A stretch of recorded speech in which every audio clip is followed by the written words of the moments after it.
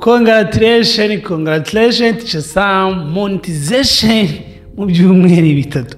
Yego nabaye monetize cyangwa se YouTube channel yabaye monetize mu byumweru bitatu. Ubu ngubu ndi able yo gutangira kwishyurwa na YouTube ku ma video nzajya na uploadinga, ama-ad bazajya bashyiramo nyine nzajya ngira udufaranga ntangira kubona. Ese kabandi bibafata amezi, sometimes bikarenga n'umwaka, hari nabo biba biri impossible. Njewe nabigenje ute? Ese na mahirwe, ese hari tekinike, ese hari uburyo umuntu yakoresha kugira ngo abone monetization mu buryo bwihuse. Muri no video nge naho ndi expert muri YouTube, ikintu ngiye kubasangiza, ndabasangiza experience, ndabasangiza ubumenyi nize ndangije ndabwa applying kandi koko urabona ko byakoze. Ntuze no gucikwa, ndakoze kubereka abantu nigiyeho, abantu bamaye ubumenyi kuri iyi journey. Mu byukuri nanjye rwose kubona monetization nanjye byantunguye nye. Nanjye sinababwira ngo nari ndishura n'ijana ku ijana ko mu byukuri natakuma ba monetize mu gihe cy'ibyumweru bibiri. Kubera ko nari maze amezi 6 hari YouTube channel nari ifite, maze amezi 3 byaranze. Nagiye nyine ikosa nakoze, nagiye ngurira umuntu YouTube channel ndavuga ati yime, yari nafite abasabu benshi ndayimugurira uko nyine nafite amafaranga atreka kugira ngo nangire kuri 0 nyigure. Ndagenda ndayimugurira, yari ama video ajya nko kuri 100. Ibi video byose turabisiba, murayize YouTube channel ni Ikoranabuhanga TV. Iyo YouTube channel ndagera najya na uploadinga ka video kagira aba views 10, naka uploadinga ka video kagira abantu 30. Ubwo 30 ni nabo tuvukana, nabo ni inshuti zanjye n'abandi barunya babonye stat zanjye bakaba bareba. Nyine naye nkabadisifa se kuko abantu ntago nkunze kurwego kurya abantu batakunda ibintu byanjye, ko numva ibintu by'abari by'ubwenge why ntabikunda. Kosa nakoze, first of all urumva ko naguze YouTube channel, maze kuyigura first of all audience yari mun yari yanjye. Ikindi cya kabiri audience ntago rero yakunze audience yabo ntiyakunze ibintu byanjye. Ikindi cya gatatu YouTube yari yapenalizinze, yamaze kunyaka recommendation, yamaze no kunyaka community. Bivuze ngo byari bigoranye cyane kugira ngo YouTube channel nyizamure. So umuvandimwe wanjye rero ndaza kuza kumubabwira anga, yarambwiye ati Teacher Sam, ibintu byawe n'iby'ubwenge n'ibyawe n'ibizima, shyiraho video 10 ku YouTube channel, nibidakunda uhita ko iyo video nuzuye channel uyideleting. Naramugize ute? Naramwumviye, nzikizo n'ibyakunda mpita ko YouTube channel ayideleting. 31 guys narayideleting. Ubu ngubu ugiye kuri YouTube Ikoranabuhanga TV ntabwo wayibona, narayideleting. Mfata umwanzuro wo guhera hasi. Rero hari abantu anga bamfashije, ndaza kuza kuba credit, namwe bashobora kuzabafasha. Ngewe disclaimer ngiye kuba ntabwo ngiye ndi expert kuri YouTube. Icyo ngiye kubasangiza n'ubwo ubumenyi nize, niyo experience nagize, nibyo binashyize mu bikorwa, kandi koko murabona ko nyine ibi bintu biri reality. Ni gute nyine umuntu yaba monetize mu byumweru bitatu. Rero ngiye kuba sharing iyo science y'aba bantu bansangije cyangwa se ubwo bumenyi bansangije, ahari naho hari icyo byagira ute byagufasha. So rero strategy yame nabonye kuri YouTube mu bushakashatsi nakoze no gukora ikintu ukunda. Nongeye mbisubiremo, no gukora ikintu ukunda. Biragoye cyane ko uzaba success kuri YouTube uri gukora ibintu udakunda, ibintu uri kwihingamo.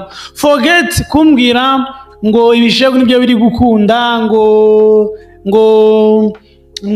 comedy niri gukunda. Forget kumbwira ngo movie nizo zikundwa. Forget kumbwira ngo comedy. Forget kumbwira ibintu ikintu wowe ukunda. Ikintu ukunda, iyo ugikunda ugikorana n'imbaraga zawe zose. Iyo ugikunda ugikora ugikunze kandi ntabwo ucika intege. Ikintu strategy mbere abantu benshi nabonye babaye successful hano kuri YouTube ni abantu bakora ibintu bakunda. Otherwise bizagorana cyane ko umuntu waba successful kuri YouTube. Nanjye rero nabanje ndabanza ndareba ngo ni iki nge nkunda. Ngewe ikintu nkunda kandi nzi gukora neza, nagaho n'amaguru yanjye yombi ni ukwigisha. So ngiye kwigisha navuga niyo mpano yanjye, nicyo kintu kintunze, nicyo kintu Imana yampaye. Shimira Imana ngo ati Messi wamuhaye impano yo gukina, nanjye wampaye impano yo gukina. Wampaye impano yo kwigisha. Putin wamuhaye impano yo kuyobora Urusiya, ariko nanjye wampaye impano yo kwigisha. So rero ngiye nkunda kwigisha. Abantu bajya kumbwira ngo nyine ngo wavuze cyane, nyine numva mbikunze, numva nyine kwigisha ari ibintu byanjye, sinumva nakishyurirwa amafaranga, ibintu nkunda cyane. Ariko urumva hagoma no kuza kubaho ngo nzigisha iki. Rero kwigisha ngiye kuko mbikunda, ngomba kwigisha ibintu bifitemo experience.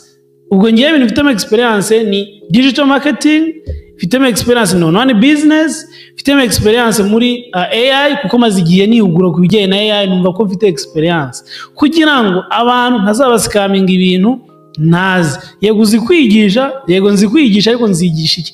Nzigisha ibintu nzigisha digital marketing, nzigisha AI, nzigisha online business, kuko nibyo bintu mazemo imyaka 8, nibyo bintu bintunze. Ubu uzi iki? Ikintu nkunda nyongeyemo n'ikintu cyagirira abantu akamaro. Indi strategy ya kabiri ni ugushaka uburyo ibyo bintu mu by'ukuri bigirira abantu akamaro, value. Nongere mbabwire, buriya kuri TikTok wajyayo ugapostinga ibintu biri aho ngaho gutyo gusa, nta kintu biza kuza gufasha abantu, ukabona abantu kuri Instagram the same, kuri Facebook the same, ariko kuri YouTube niba ibintu ukora nta value biri guha abantu, niba ibintu ukora nta value biri gutanga, nshuti yanjye ntabwo ushobora kuba success kuri YouTube. Value ndi kuvuga hanga buriya comedy ni value, urimo uraha abantu value yo kugira ute guseka no kuruhuka. Uyu nguyu Papa Sava iriya ni value ari gutanga. Value ndi kuvuga nukuba wakigisha abantu guteka, nibyo no upcoming ubita Chef Arsene ari gukora. Value ndi kuvuga ni ukuba ufite umuvugo uri guza gufasha abantu, niba abantu barumaga bakora. Value ndi kuvuga ni ukuba wakigisha abantu icyongereza ukabafasha. Value ndi kuvuga ni ukuba wakigisha abantu ijambo ry'Imana bagakizwa abantu. Value ndi kuvuga ni ukuba uzi kuririmba. Value ndi ni ukuba ufite ibintu. Value ahangaha ni untouchable. YouTube nicyo kintu considering cyo kintu kiri imbere cyane, no gukora content iri valid. N'ibintu byo gukora ari ibintu bitari valid ujya kuri zindi social media, ariko kuri YouTube bizagorana cyane ko waba successful. Nanjye ibingibi bimaze kwibagaraho 100%. YouTube cyane na access inze izo nagiye check, izo nagiye ndeba zose zishingiye zihuriye kwa kino kintu cyo kugira ute cyo ku bintu byabo hari kimiri gufasha abantu. Niwe rero wari wabozi kuzaza kuri YouTube ugasikaminga abantu, ukazajya ubabwira ibintu babeshya, nta kintu ubaca muri humye, uzabaca muri video imwe ebyiri, ariko ntabwo wabaca humye muri video 10. Ntibishoboka cyane. So strategy ya mbere, strategy ya kabiri ni ugushaka uburyo ibintu bifasha abantu. None indi strategy ya gatatu nayigiye kuri YouTube channel bita Think Media. Iyi strategy ya gatatu ni ukureba ibyo abantu bari gushaka cyane kuri internet cyangwa se kuri YouTube bijyanye na ya content, bijyanye na ya value. Reka mbereke ngiye uburyo nabivumbuye. Urabona nujya no umuntu uze muri YouTube ukandikamo ngo wenda gukorera amafaranga nta gishoro, kandi nge mfite content nakigisha abantu zuko umuntu yakorera amafaranga online nta gishoro. Ushobora gutangira e-commerce, ushobora kugira ikinyamakuru, ushobora kwandika e-books, ushobora kugira ibintu runaka byinshi ukora, ushobora kuba gufreelancinga, ushobora kujya kuri utuntu twinshi. Iyo ni content ijyanye na yanayinshi yanjye. Nzigisha abantu uburyo ushobora gukorera amafaranga nta gishoro. Ibindi bintu gukorera amafaranga online, ubwo n'ubu nzakora content zigenda ibintu byo gukorera amafaranga. Nuko namenye ibyo abantu bari gushaka, none mbihuza n'ibyo nge na ya value yanjye. Niyo mpamvu ushobora kuba ufite ibintu by'ubwenge, ushobora kuba ufite ubumenyi, ushobora kuba ufite ubumenyi bw'icyongereza, ushobora kuba ufite ikintu runaka, but the problem niba utabihuje n'ibyo abantu bari gushaka online uzasanga batarimo bari kugira ute barimo baragugira ute baragusacinga ugasanga n'ibyo ubwenge yego birimo value but the problem ntabwo barimo baragira ute baragushakisha. Rero nanjye iyo ngiye gukora video ngerageza kuza kubihuza n'ibintu abantu bari kugira ute barimo barashaka kugira ngo YouTube izagira ute izampuze n'abo bantu kuko buriya abantu benshi tubakura kuri recommendation ya YouTube. Forget about ngo sub no gusharing. YouTube itakuri recommending bizagorana cyane ko wagira abantu benshi cyane. Rero ni ukugira ukano rero fata ibyo bintu uze urebye kubihuza nimba ari icyongereza wandikemo urebye abantu bari kuvuga aba ari byo ugerageza gukoraho kandi bihuza na bya bintu byawe utagize ute utagize compromisinze ngo ubabeshye. So nono angaro no ruzinge inshuti yanjye no tugiye kuri technical strategies nifashishije. Technical strategy nifashishije technique yame ni ugukora thumbnail ikurura abantu ntago ari ukwitaka murebanga nujya muri YouTube ukandikamo Teacher Sam muri kubona zino thumbnail iyi thumbnail muri kubona hanga mubona ko hari ukuntu umuntu yumva kuruwe no kugira ute kuyikandaho nayikandaho ndaje mbabwira kandi kantu kaza kuza guta ukamukurura muri ya video. So technique ya mbere iri technique kora thumbnail igize ute yabasha gukurura abantu. Murabona nk'iyi video mfite join my challenge nakizeho amafaranga nashyizeho amagambo make kugira ngo umuntu utaza kuza kumugora kubisoma nashyizeho ChatGPT uko nzi ko abantu bari gukunda ChatGPT nashyizeho na kara zikurura abantu. Thumbnail ndaye ngubira ngo 80% wagombye kumara umwanya wawe kuri thumbnail. Urumva ikintu cya mbere thumbnail. Ikindi cya kabiri ni title. Iyi title mbabwira ngo YouTube isoma izamenya ibintu uri kuvuga mwira video cyane cyane kuko tunavuga n'ikinyarwanda. YouTube akenshi niba yumva ikinyarwanda izasuza bya bintu abantu bari gushaka online n'ibintu wowe uri gukora izabihuza bitewe n'ibintu wanditse muri title. Niyo mpamvu mubona ko muri title yanjye tangira gukorera amafaranga ntabwo izaburamo ijambo amafaranga ntabwo izaburamo ijambo online ntabwo izaburamo amavideo ubona ko amafaranga online ntabwo biza kuza kugira ute kuramo kugira ngo YouTube igire ute ibihuze na ba abantu bari kumubashakisha online. Iyo ni technique shuti yanjye yingi yarankoreye cyane. So bishaka kuvuga none ikindi cya gatatu cy'ingenzi cyane umuntu abonye title arayikunze umuntu abonye thumbnail arayikunze agikandaho ibi nasanganirwa ryajwe asanganirwa ibabyita hook indobani hita ko ukora aka intro gatuma umuntu areba video yawe nibuza amasegonda 30. Iyo ngiyo ni keyword. Nukuvuga ngo video yawe nirebwa hejuru amasegonda 30 YouTube izabona ko video iri gukundwa iri recommending abandi bantu.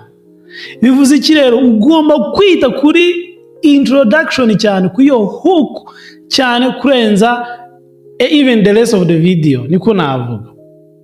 Kubera ko mbere nakunda gukora video nkavuga ngo yego nitwa Teacher Sam ngewe ndi umu-IT ngiye kubigisha ibyo bintu bitagoye bowaringa abantu but shobora gutangira ka introduction dore nguko ukuntu ushobora gukorera amafaranga yawe online nta gishoro ngiye gukwereka uburyo nta scam irimo wakorera amafaranga yawe online nta gishoro.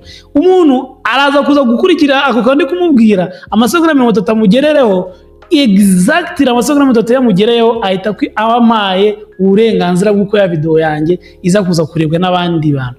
Niba wakoraga content gerageza wite kuriko tuntu nakugize ute nakubwiye thumbnail title introduction yawe igomba kubikurura abantu yuze amasegonda 30 ngerageza ku buryo nibuzi kurura abantu mu nota.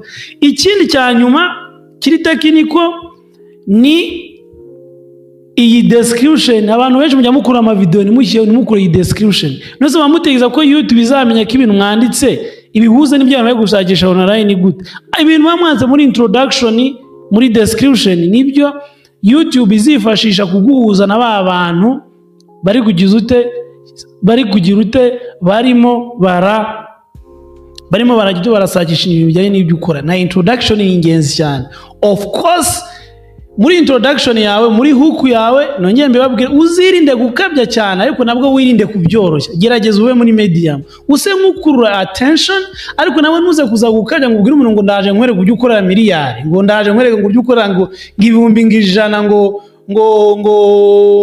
ngureba video ukabikabiriza, wagera muri video ugasanga ntabwo wagize ute ibintu uri kuvuga, wagize ute ari byo uri gukora. Gerageza ntukabye, ariko at least ugerageze ku buryo umuntu mukurura attention. Nuko nguko impamvu ujya muri bino bishego ibona views nyinshi cyane, nuko ukuntu barareba nyine batangira bagukurura ukaza kureba nk'umunota, sibyo? Ariko buriya bishego ujya kuyamo hagati wamaze kurambirwa agiye. Niyo mpamvu niho hana bishego ibonamo amafaranga, nako ibonamo views, ariko ntabwo ibyo ibona amafaranga cyane. Uri ibintu amafaranga n'izino content z'ubwenge tuba turi gukora. So iyo niyo strategy, ubyo nubikoresha thumbnail, title, description, introduction, shuti yanjye ni umuti.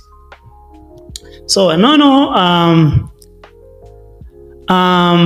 amakosa tujya dukora, shuti yanjye, ikosa rya mbere, sub for sub. Niba nkurikiye, forget about sub for sub. Shuti yanjye, kora ibintu byawe ubikore neza, ubariza amategeko n'amabwiriza ya YouTube niyo izagurikomandinga abantu. Abo bantu baje kubera ko bakunze ibintu byawe nibo bazasubscribe, nabo bazagaruka.